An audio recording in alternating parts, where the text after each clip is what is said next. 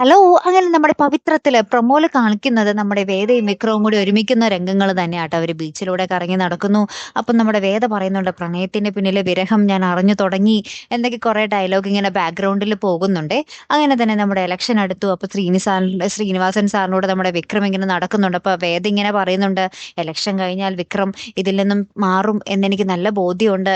പക്ഷേ പിന്നീട് ഞാൻ എന്റെ സഹോദരന് കരുതി വെച്ച മറുപടിയും ഞാൻ കൊടുത്തിരിക്കും" എന്നും പറഞ്ഞിട്ട് നമ്മുടെ വേദ നമ്മുടെ ശ്രീകാന്തിന്റെ അടുത്തേക്ക് പോകുന്ന നിമിഷങ്ങളാട്ടോ കാണിക്കുന്നത്. എന്നിട്ട് ശ്രീകാന്തിനെ എന്തൊക്കെയോ ചെയ്ത് ലോക്കാക്കാനൊക്കെ ശ്രമിക്കുന്നുണ്ട്. പിന്നെ കോടതിയിൽ കുറെ കേസും കാര്യങ്ങളൊക്കെ നമ്മുടെ വേദ വാദിക്കുന്ന ദൃശ്യങ്ങളും നമ്മളിങ്ങനെ ഓടിച്ചിട്ടാട്ടോ കാണിക്കുന്ന കുറെ കാഴ്ചകള്.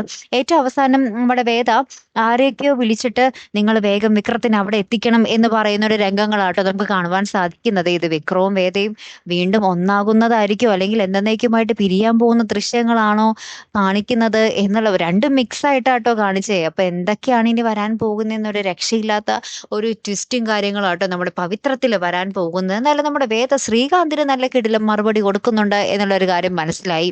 കാത്തിരുന്ന് തന്നെ കാണാട്ടോ. അടുത്തൊരു വീഡിയോയുമായി വരുന്നത് വരയ്ക്കും ഗുഡ് ബൈ.